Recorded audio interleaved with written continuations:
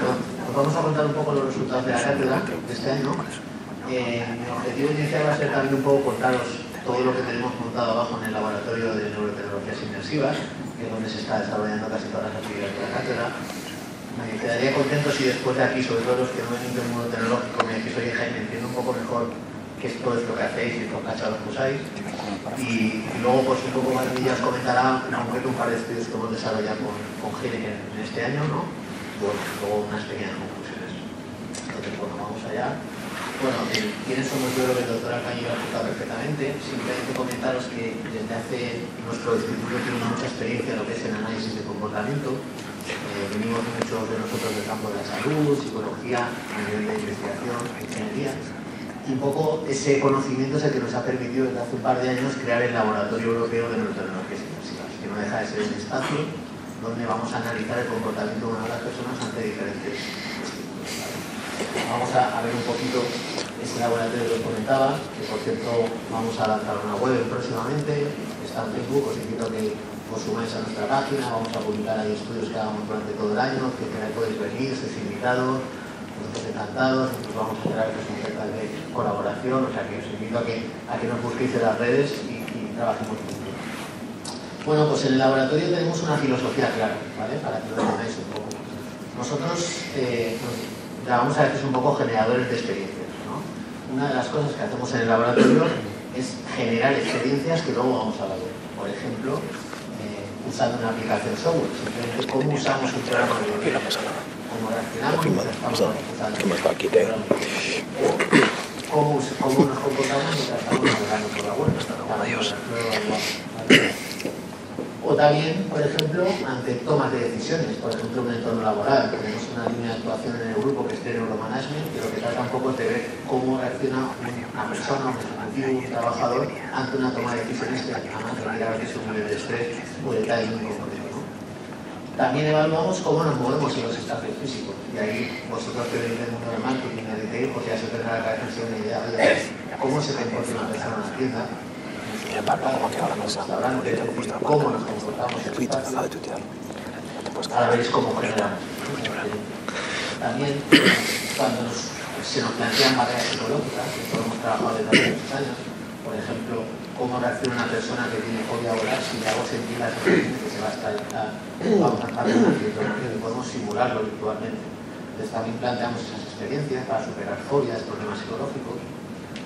Cuando realizamos actividad física, esto en la investigación que también trabajamos aquí, cómo reacciona un niño obeso cuando está haciendo actividad, cómo podemos reducir su esfuerzo, qué está pasando en su cerebro, en su cuerpo mientras está haciendo esa actividad, por qué por eso no la hace o no la deja de hacer. O, por ejemplo, cómo reacciona un diseñador que está diseñando un nuevo vestido o un diseñador que está haciendo un nuevo coche en ese momento, en esa experiencia. Al fin y al cabo, nuestro interés es, ojalá podamos generar esas experiencias, muchas veces virtualmente, podamos llevar a la persona casi a la misma experiencia que tendría en la vida real y vamos a evaluar ese comportamiento. Por lo cual, para trabajar eso en el laboratorio tenemos una serie de técnicas que quiero que un poco explicaros para que entendáis. Nosotros tenemos una solución que se llama el cubo inmersivo, el CAVE, que no deja de ser un cubo de imagen, que ahora vais a ver un ejemplo donde la persona está dentro de un cubo que le envuelve de imágenes y entonces en ese espacio podemos crear un mundo de ¿vale? Pues cuando decía, por ejemplo, el escenario de que me quiero hacer ver que estoy ahora mismo en un parque o que estoy en una tienda, ¿vale? Podemos trabajar escenarios virtuales y hacer que la persona sienta que está de alguna manera cercana, a ese espacio, ¿vale? Vais a ver aquí el vídeo un poquito, os he puesto un ejemplo. Lo que veis ahí es, digamos, la persona lleva unas gafas, no les apreciáis muy bien, que son como las parecidas a las del cine, con lo cual ven 3D dentro de ese espacio. Y además habéis visto que lleva unas bolitas, las gafas, pues igual que estas bolitas que lleva aquí nos permite saber dónde está tu mano en el espacio, dónde está tu cuerpo, tu cabeza, tenemos incluso un traje completo. Y aparte de esto, vais a ver ahora en este escenario, por ejemplo, estas gafas que manejamos nos permiten saber también en un entorno 3D que es que se está poniendo de rojo cada objeto. Pues eso es donde está mirando la persona. Porque esas gafas que lleva, como veis, están enfocando a sus ojos y nos permiten saber perfectamente en ese espacio 3D dónde está. ¿Vale? Por lo cual ya vais viendo un poco ideas de toda la potencia que tenemos ahí de herramientas, ¿no? No dejan de ser los espacios, nosotros también los generamos nosotros mismos. Tenemos gente que hace modelado, que genera ese espacio 3D, esos objetos, y luego lo que hacemos es que esa persona viva esa experiencia. ¿vale? Poder moverse dentro del escenario e interactuar. Otra tecnología que también se usa en realidad virtual, que veis un poco qué es eso, ¿no? Que llevar situaciones reales y virtualizarlas, son las gafas, ¿vale? Hay otro tipo de solución que no son, en este caso no son pantallas que me envuelven, sino es una pantalla que tengo frente de mis ojos que me hace el típico efecto de duplicar la imagen para que tenga un efecto diferente y yo, digamos, ya desaparezco, dejo de veros a vosotros y lo que estoy viendo es un mundo en 3D, digamos, que va acorde a la pantalla que tengo en la televisión, ¿vale? Os pongo el ejemplo, esta es una de las gafas que trabajamos, como veis aquí el compañero, también lleva un par de mandos, entonces él lo que está viendo es esto, pero en 3D. Se está cruzando sus ojos y está viendo el espacio. He visto que lleva unos mandos en la mano que realmente le permiten tener en el mundo virtual esas manos, y cuando él hace esos movimientos son los que estoy haciendo realmente ahí. Cuando he visto que ha tirado la pelota, realmente lo que él estaba simulando es el mismo movimiento.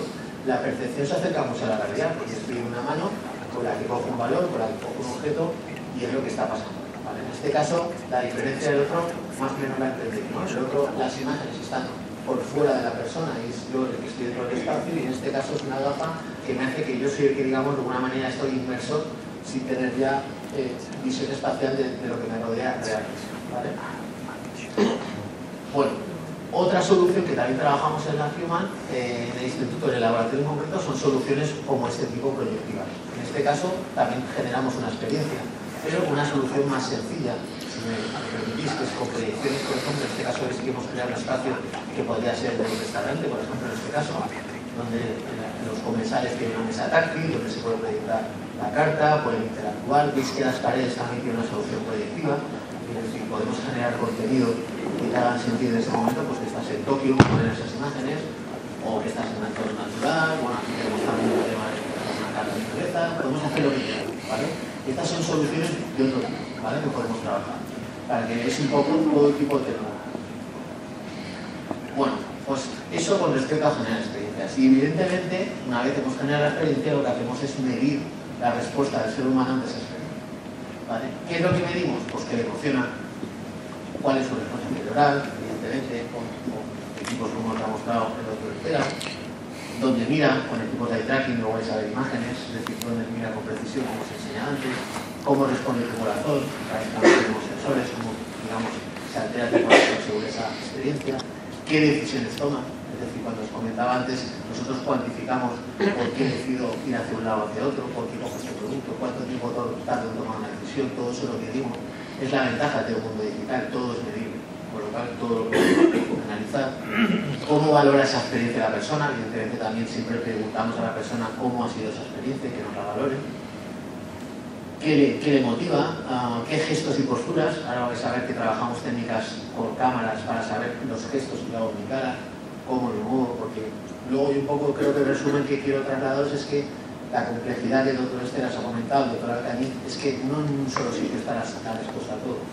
Incluso en el cerebro no está la respuesta está en una multitud de información que nosotros aportamos. Es decir, el hecho de cómo yo me mueva, el hecho de qué postura adopte, de qué gestos adopte, de cómo responda mi cerebro, de incluso qué decisiones tome, todo en conjunto es donde para mí va a estar el futuro de grandes proyectos que trabajamos. Por supuesto, pues le preguntamos también, evidentemente, en sesiones de creatividad a los usuarios que vienen qué es lo que les gustaría tener o no tenían de lo que han experimentado en este momento, ¿no? Bueno, y para medir todo eso, pues en el laboratorio, pues yo me atrevería a decir que tenemos prácticamente un abanico de casi todas las tecnologías que configura el tracking ahí hoy en día, es decir, en media del comportamiento. Nosotros las agrupamos en 3 paquetes, ¿vale? El primero que sería un poco medidas de tipo neurofisiológico, es decir, cualquier señal que origina nuestro cuerpo humano, para que me entendáis. Vamos a hablar sobre todo de respuesta cerebral. Nosotros tenemos equipos de EEG, es decir, respuesta de la corteza dentro de encefalografía. También tenemos equipos de medición cardíaca, de conductancia de la piel, que sabéis que es el nivel de sudoración. Podemos medir la respiración, temperatura, respuesta muscular. Cualquier respuesta al cuerpo humano, en el laboratorio tenemos sensores. Evidentemente usamos cuando es necesario y cuando no se usan. Es un poco ese criterio, no es poner por poner sensores, sino ponerlos con inteligencia y porque sabes que te lo quieren de cada caso. Y respuesta al comportamiento, y creamos otro grupo de señales. Bueno, voy a enseñar algunas imágenes de esta. Bueno, luego vais a ver alguna imagen más, pero bueno, este es el equipo de que trabajamos. Este es un poco la herramienta de variabilidad. Luego lo veréis con más entendimiento.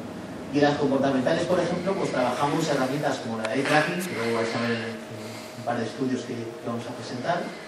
esta técnica que nosotros trabajamos mucho con la cámara de la Kinect, por ejemplo, que la conoceréis, este tipo de cámaras, sacamos análisis postural y es una línea muy interesante. La postura de nuestro cuerpo dice mucho de nosotros. Hay muchas líneas de trabajo de grupos de investigación que solamente se dedican hoy en día a analizar cómo nos comportamos. Ahora mismo, si analizamos la postura de todos vosotros, cada uno está demostrando más o menos interés seguramente en base a la postura que está adoptando en la silla. O sea, es una línea súper interesante de trabajo. Y luego esta que también la estamos trabajando ahora mismo, que es la de Face Gesture Tracking, gestos de la cara. También sobre esto hay mucha línea de trabajo. Hace poco salió una publicación que sí que desvinculaban, hay dos corrientes, ¿no? La gente que dice que hay una conexión casi directa entre las emociones y nuestra gesticulación facial, y hay otra línea que tiene una cierta, no está muy de acuerdo y dice que sí que se pueden ocultar y depende de la persona y del perfil. Bueno, pues nosotros estamos trabajando. Por eso os decía que no creo que haya una sola señal que sea el gol estándar para el futuro, sino que va a ser un compendio y un saber cómo usar las herramientas que tenemos, ¿no? Va a ser un poco ese el secreto para mí. Y en psicométricas, evidentemente, pues estamos trabajando, como el doctor Arcani decía, no es que vengamos aquí a rascar con lo que había anteriormente, sino es combinarnos con todas las medidas que se hacían antiguamente, que se siguen haciendo, medidas por escalas, cuestionarios, valoraciones cognitivas, respuestas voluntarias del sujeto, todo ese tipo de cuestiones también las trabajamos. Bueno, por supuesto, hemos hecho una experiencia, la hemos medido y evidentemente, ¿para qué hacemos todo esto? Pues evidentemente en nuestro caso, en este caso de neuroeconomía, para generar soluciones mucho más orientadas al ser humano. Cuando me preguntan, creo que el neuromarketing se entiende como algo beneficioso cuando cambiamos el enfoque y entendemos que no es una cuestión solamente de dinero, sino es una cuestión de hacer productos mejores para el ser humano. Productos que se acoplen más a lo que hoy en día esperamos de un producto, o de una tienda, o de una experiencia. Al fin y al cabo, ese es un poco lo que tratamos de trabajar. Por ejemplo, contenidos que produzcan un mayor impacto emocional, como podría ser la película, buscar trabajar eso, o escenarios o herramientas que ayuden a la persona a tomar decisiones. Leímos un paper hace poco muy interesante que decía cómo la música en determinados tracks musicales pueden ayudar a ser más efectivos en la toma de decisiones. Bueno, pues pongamos ese tipo de sonidos en las oficinas donde hay que tomar decisiones muy importantes hoy en día. Por ejemplo, ¿no? Sería algo tan fácil como eso, investiguemos sobre eso. Que afiance la marca en el cliente. Jorge Paradera lo comentaba antes, son una empresa de marca y yo creo que esto es un aspecto clave, ¿no? ¿Cómo podemos acertar la marca del cliente? ¿Cómo podemos acertar esa fidelidad a la marca, ¿no? Que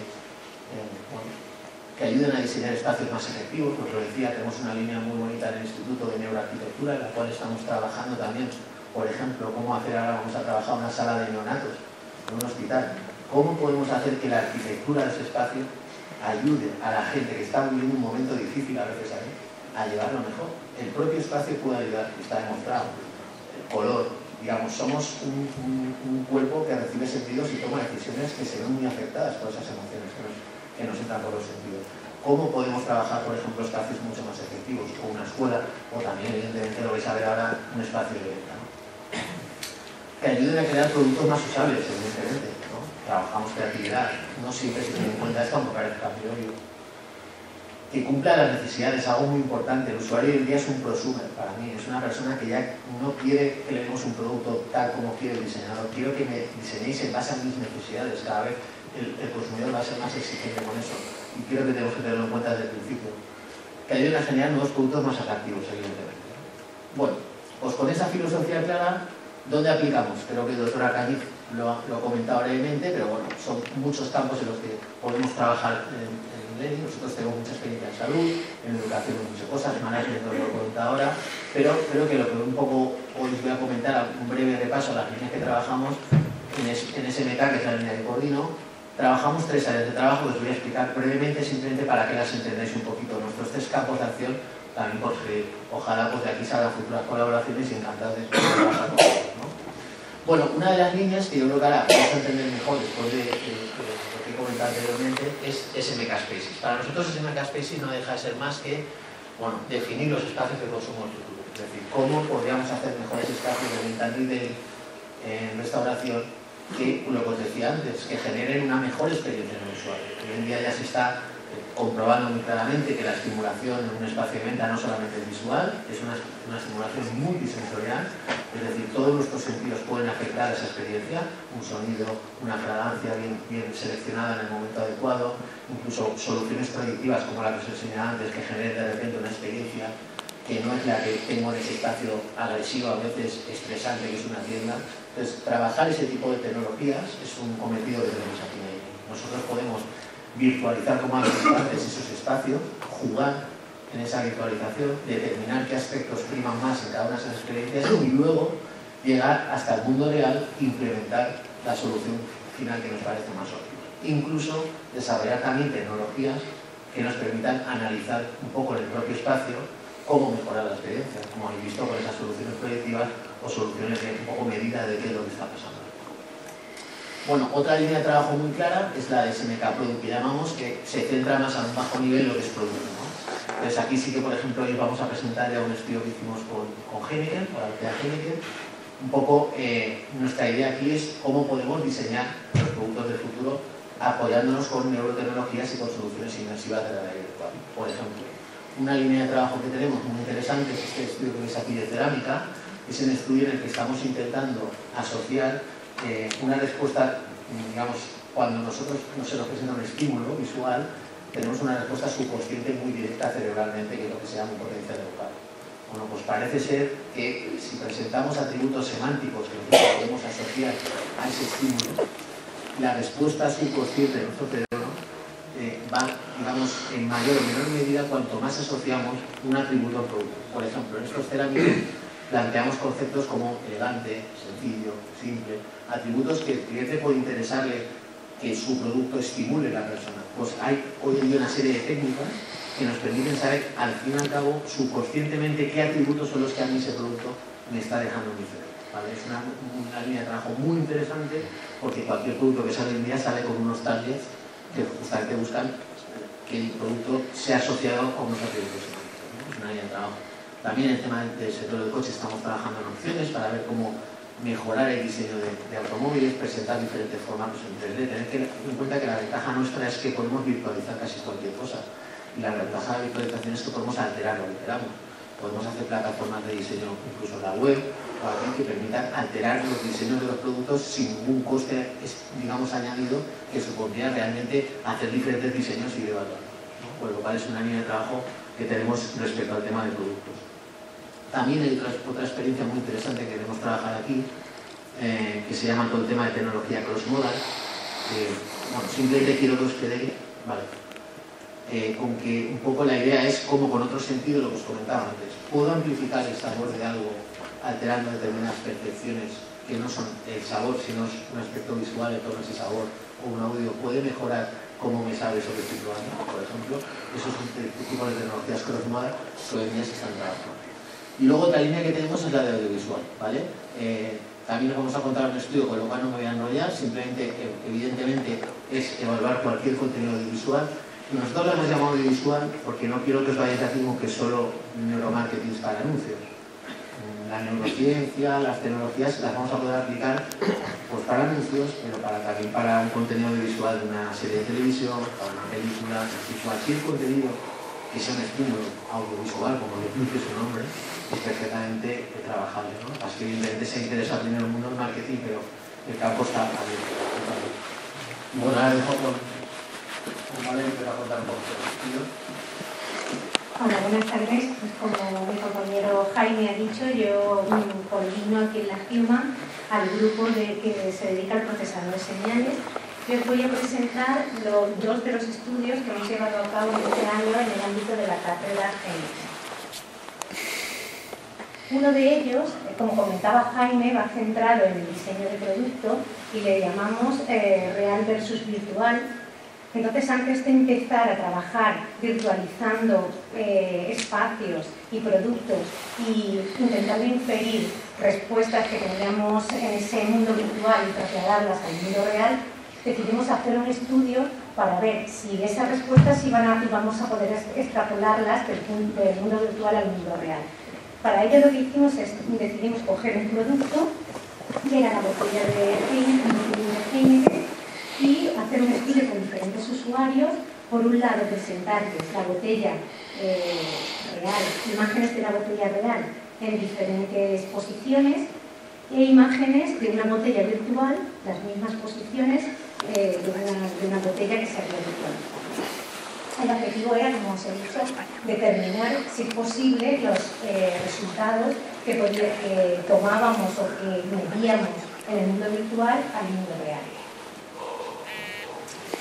En el estudio participaron 25 usuarios a los que sometimos a la visualización de estas imágenes de las botellas, tanto reales como virtuales, separadas esas sesiones donde les presentábamos al mismo usuario la botella real y la botella virtual separadas un tiempo de una semana. En este estudio hemos medido dos cosas, el eye tracking y que nos pretendemos extraer la conclusión de ahí de cómo mira el usuario, es decir, si mira de la misma forma un botellín real y un botellín virtual, y una serie de escalas semánticas. Estas escalas semánticas estaban destinadas a valorar diferentes categorías del producto, por ejemplo la calidad, la robustez, pero la escala semántica que más nos interesaba a nosotros era aquellas que tenían que ver con los atributos emocionales. Por ejemplo, estos atributos que tenemos aquí, si te producía euforia o te producía tranquilidad, tristeza, empatía, al usuario se les ponían las imágenes, aparte que teníamos puesto en ese momento el eye tracking, y se le pedía que clasificara lo que estaba produciendo la visualización del botellín en una de estas escalas y con atributos por pareja. Si elegían, por ejemplo, un número más bajo de la pareja de atributos, por ejemplo el 1 aquí, pues significaba que me estaba produciendo más euforia que tranquilidad, y al revés. Bueno, pues los resultados de las escalas semánticas vienen a decirnos, aquí tenemos las barritas verdes, corresponden con los resultados de los botellines reales y las grises de los botellines virtuales, y vienen a decirnos que básicamente no hay diferencias significativas entre lo que sientes cuando ves un botellín real y un botellín virtual. Bastante, las más significativas, las mayores diferencias son los atributos que tienen que ver con la calidad, lógicamente, da una sensación de un poquito mayor calidad un botellín real que un botellín virtual, pero en las que nos interesaban para nuestros trabajos futuros, que es qué emoción te despierta, las escalas semánticas que tienen que ver, apunto aquí a lo menos, las escalas semánticas que tienen que ver con la emoción, pues prácticamente nos daban los mismos resultados. En cuanto al eye tracking, intentamos explicar los resultados del estudio en tres tipos de resultados diferentes. El primero de ellos son los mapas de seguimiento y del número de fijaciones. Aquí podéis ver las botellas real y virtual con las diferentes perspectivas y de frente y de espaldas, y estos circulitos de aquí lo que te indican es dónde se ha fijado el usuario. Cuanto más grande es el circulito, indica que más tiempo ha estado fijado en esa posición. Y dentro, aunque no se ve desde ahí, tiene un numerito que va indicando el orden en que te has fijado. Aquí tenemos la botella real, la botella virtual, como he dicho, en diferentes perspectivas, y las conclusiones en este tipo de mapas fueron que básicamente el usuario mira igual y el mismo tipo de recorrido sigue el mismo patrón una botella real que una botella virtual. Normalmente solemos mirar mucho arriba, nada más empezar miramos el tapón de la botella y a partir de ahí hacia abajo, y la parte inferior para nada, esa casi nadie lo mira.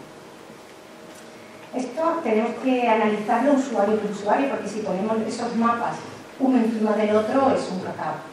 Entonces lo que se hace es estudiar otro tipo de mapas, que son los mapas de calor. Estos tipos de mapas intentan sintetizar la respuesta de todos los usuarios a la vez. Y lo que van indicando en colores más rojos son cuando hay un mayor número de fijaciones de todos los usuarios en esas zonas. Entonces, por ejemplo, aquí tenemos botellín, a ver que lo vean bien, que lo veo de lejos. Aquí tenemos botellín real por delante y por detrás, y botellín virtual por delante y por detrás. Entonces, en el botellín por delante, que es este el real y este el virtual, pues vemos básicamente lo que os comentaba antes, que la parte de arriba la miramos básicamente igual, que la parte de en medio más o menos también, y que no nos fijamos mucho en la parte de abajo. En la parte de atrás de los botellines, este el real y el virtual, lo que podemos ver es por la parte de arriba prácticamente lo mismo. Pero hay una cosa curiosa que quería resaltar, Y es que en esta parte de aquí, en el botellín real, paramos mucho la mirada y nada por aquí abajo, y en el botellín virtual sí que bajamos abajo. La explicación que queremos encontrar en esto es que aquí, que debido a la transparencia de la botella, lo que los usuarios miran aquí es el reflejo de la marca por detrás. Mientras que en este caso el botellín virtual no era tan transparente, no se veía la marca por detrás.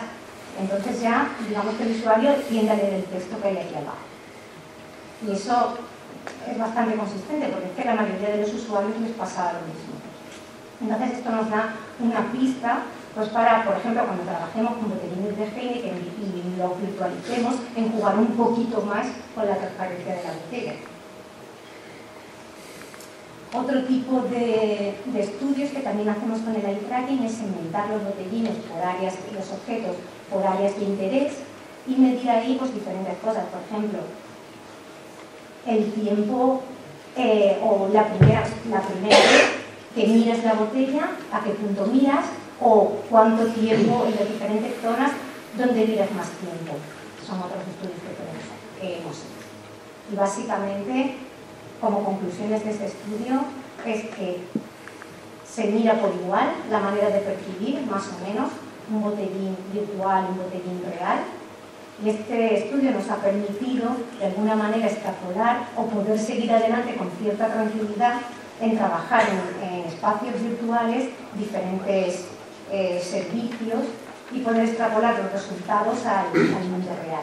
Por ejemplo, en plataformas software de 3D de diseño y valoración de nuevos productos o evaluación de productos en un espacio virtual. Bien, pues el otro estudio en el que hemos trabajado, como ha dicho Jaime, es el de evaluación de anuncios. Aquí las preguntas que nos planteábamos eran las siguientes. ¿Se puede evaluar la efectividad de un anuncio con medidas objetivas? Esa es una que nos preocupa. Otra, ¿permiten estas medidas, por ejemplo, comparar anuncios? ¿Para qué vamos a usar después que seamos capaces de evaluar si un anuncio ni te acuerdas de él, cuando lo has visto no te acuerdas, o dónde miras más, dónde no miras más cuando estás viendo un anuncio? Y además, ¿se pueden comparar entre ellos diferentes audiovisuales? También una cosa que nos preocupaba mucho era el efecto de laboratorio. O sea, si tú estás ahí con el casco puesto, los sensores puestos, ¿que influye en las respuestas que tú tienes a la hora de visualizar ese anuncio o no te influye? Y por último, otra cosa que a mí me preocupa, como ha dicho Jaime anteriormente, es si de verdad cuando tú estás viendo algo, tu cara refleja la emoción que te produce esa cosa que estás viendo. Eso es otra cosa importante. Bueno, pues para intentar buscar respuestas a todas estas cosas planteamos este estudio y el objetivo era realizar un primer experimento que en la literatura aún no hay este experimento con todas las mimbres que hemos puesto aquí, que lo que queríamos era comparar el efecto laboratorio-casa y además también queríamos comparar con el mayor rango de señales posibles que tenemos disponibles, pues la tasa cardíaca, el electroencefalograma, el face tracking para reconocimiento de emociones, etc. Este es para que se hagan una idea, porque hay gente de aquí que yo sé, me consta que sí que ha pasado este estudio, pero la mayoría no. Entonces, para que os hagáis una idea de cómo hicimos el estudio. En nuestro laboratorio, las salas que usamos fueron 3. La sala Home Lab, que ahora os pondré el vídeo para que veáis qué es. La sala de control, que controla las 2 salas que usamos, y la sala experimental. En la sala Home Lab, lo que intentamos recrear es el salón de tu casa. Como si estuvieras en tu salón, viendo la tele, viendo el anuncio. Ahí ponemos a los usuarios y concretamente les pasamos, en este caso, y están viendo el anuncio de Heineken, de desde la sala de control se pueden controlar ambas salas y estar viendo qué pasa con los parámetros de las medidas que estamos realizando. En esta sala el objetivo fue que la única medida que pusimos es el face tracking, ¿vale? Para ver si de verdad estamos, porque aquí lo que queremos medir es el efecto del laboratorio versus casa. O sea, como si estuvieras en tu casa y solamente medir con la cámara para ver qué pasa con tus emociones mirando solo el rostro. La otra sala, la sala experimental, es ya donde sensorizamos a la gente, le ponemos el casco, aquí lo veis, le ponemos el anuncio Y también tenemos el eye tracking, donde vemos en cada momento dónde está mirando la persona. ¿Veis los mapas de calor que os comentaba antes?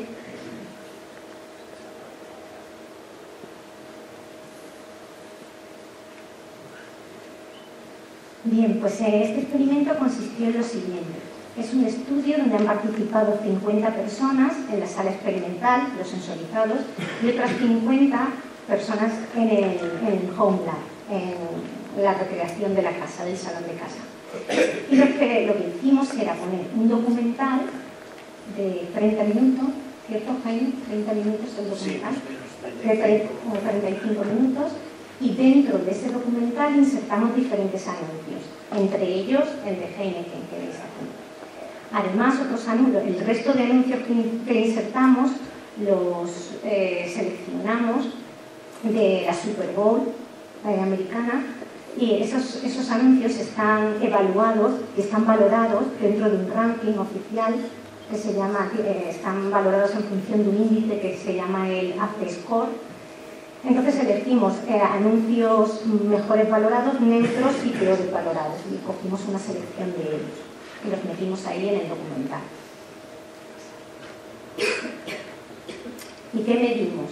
Pues lo que hemos hablado antes, señal que nos indica potencia cerebral, de activación cerebral en cada momento, ese es el tiempo que va pasando mientras estás viendo el documental, y cuanto más grandes son estos picos indican que hay mayor activación cerebral en ese instante. Lo que queríamos ver es también qué pasa cuando hay mayor activación cerebral, en qué fotogramas se están produciendo, y además tenemos la posibilidad de mirar en ese momento, en ese fotograma, qué está mirando justamente la persona. Las hipótesis que queríamos mirar aquí es lo que os decía, si hay correlación entre la actividad cerebral y el eye tracking, es decir, un pico de activación cerebral cuando se produce justamente que está pasando en el documental o en el anuncio en concreto, y además dónde está mirando esa persona. Después, las participantes del estudio, unas horas después se les preguntó, se les hizo un cuestionario y tenían que contestar una serie de preguntas, y la idea era extraer información de si se acordaban de determinados anuncios, no se acordaban, si les había gustado, para el caso de Heineken si eran bebedores habituales o no de cerveza y con qué frecuencia bebían. Y con ello lo que queremos ver son diferencias entre grupos. Por ejemplo, diferencias entre los que se acuerdan y no se acuerdan del anuncio, diferencias entre bebedores y no bebedores, diferencias entre si podemos diferenciar entre anuncios, y qué pasa también con otras señales, con las señales fisiológicas, por ejemplo la conductividad de la piel.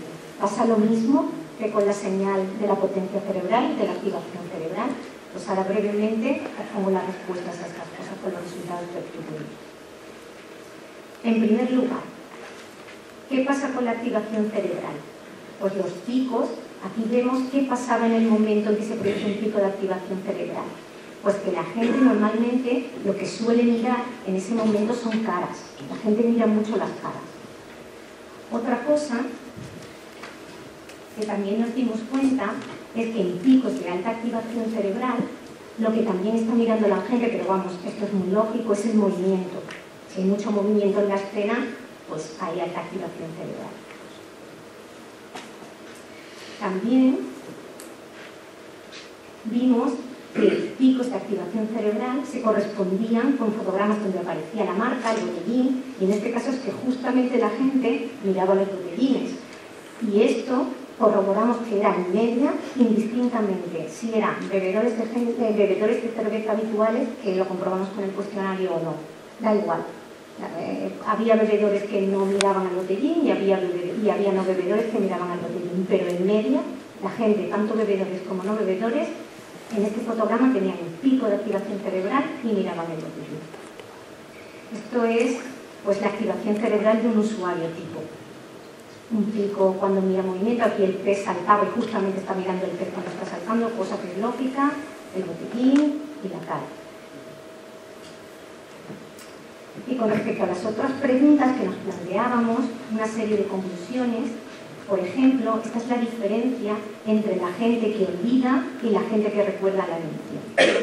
Medimos la potencia de la actividad cerebral en los dos ritmos u ondas o bandas cerebrales que están más relacionadas o más involucradas con los procesos emocionales, que son la banda teta y la banda beta. Entonces, a estas barritas, la barrita verde corresponde a las personas que recordaban el anuncio a posteriori y la barrita azul los que no se acordaban de ella. Entonces vemos, por ejemplo, que en esta primera banda, en este primer ritmo cerebral, hay una diferencia muy significativa entre la gente que olvidaba y la gente que recordaba. Y por supuesto, lógicamente, la gente que recuerda, esa activación cerebral es mucho mayor. En la otra banda, pues estas diferencias también son significativas, aunque no tan acusadas como en la banda teta. Por lo tanto, esto nos da pie a que podamos usar ya las mediciones en esta banda de frecuencias para un poco saber a priori si ciertas zonas del anuncio pues van a ser más recordadas o comparar diferente contenido audiovisual para ver cuál se va a recordar más que otro, etc. Y aquí tenemos la comparación de diferentes anuncios. Por ejemplo, aquí comparamos el anuncio de Heineken con el anuncio peor valorado en el ranking de la Super Bowl. Entonces vimos claramente que hay diferencias significativas y que el anuncio de Heineken pues, que produce mayor actividad cerebral. Este de aquí es la comparativa con el anuncio mejor valorado de la Super Bowl. Es este de aquí. Entonces vemos que hay diferencias, no son tan acusadas como en el caso anterior, pero también sigue saliéndonos, y yo quería que me saliera peor, porque si no parecía que lo había mañado, pero me salió mejor. Y sale un poquito más alto la potencia cerebral en media que produce a los 50 usuarios el anuncio de Heineken. Como no me quedé tranquila de que me saliera mejor, me puse a buscar una explicación. Y entonces intenté correlar con algo. No podía correlarlo con en qué posición estaba el anuncio de Heineken en el ranking, porque no aparecía, no está valorado el anuncio de Heineken.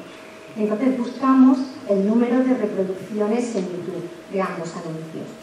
Y menos mal, porque el anuncio de Heineken está 10 veces superior en número de reproducciones que el otro, que el mejor valorado de la Super Bowl.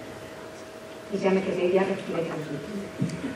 Y con el resto de señales, no sé si le voy a dar este, voy a seguir. Con el resto de señales, esto por ejemplo es la señal de conductividad de la piel, y aquí vemos que también se producen picos que más o menos coinciden en media con los picos producidos en la actividad cerebral, y que justamente en esos picos, pues lógicamente la gente está mirando lo mismo. Pues caras, por aquí que no me bien, tengo ahí, creo que esa es la del botellín, cosas que se mueven, y aquí en la marca, esto también es curioso, pues la gente suele mirar la estrellita mucho, y sobre todo vimos un patrón muy claro, que me han puesto el vídeo al final, de cómo lee la gente el trozo final del anuncio de Heineken cuando aparece la marca. Pero mucha gente mira la estrellita, luego va a Facebook, luego mira Heineken, luego mira aquí, luego vuelve a la estrellita, pero normalmente un patrón que seguiremos analizando bastante estándar. No voy a presentaros conclusiones del estudio de face tracking, porque el estudio en la parte de Home Lab, como si estuviéramos en casa, aún estamos haciendo los pases, porque 50 personas, pasarlos, es complicado, y hemos acabado la parte experimental y ahora estamos con el estudio en Home Lab. Bueno, como conclusiones de esta parte, simplemente pues lo que ya hemos visto. Es decir, que en el estudio pues que se ha corroborado las hipótesis que teníamos, que hay ciertos patrones, que hay cierta actividad cerebral en diferentes fotogramas y que correlan con dónde está mirando la gente, que la gente mira caras, zonas en movimiento, y que la marca pues también la miraba. Y que hay correlación entre el ranking de visitas, por ejemplo en YouTube, y la potencia cerebral en media que produce el anuncio en los encuestados, en los usuarios que valoran. Como interés de este resultado, pues esto nos va a permitir poder ofrecer una serie de servicios por ejemplo, para evaluar un material audiovisual que ya está en marcha, para ver qué zonas son las que más mira la gente o las que más potencia cerebral producen, y sobre todo un uso bastante interesante es poder comparar diferentes materiales audiovisuales. Vamos a poder hacerlo con los resultados que Bueno, pues esto es todo por mi parte. Doy la palabra a mi compañero Jaime para que un poco resuma los resultados de la cátedra, las conclusiones de este año trabajando conjuntamente.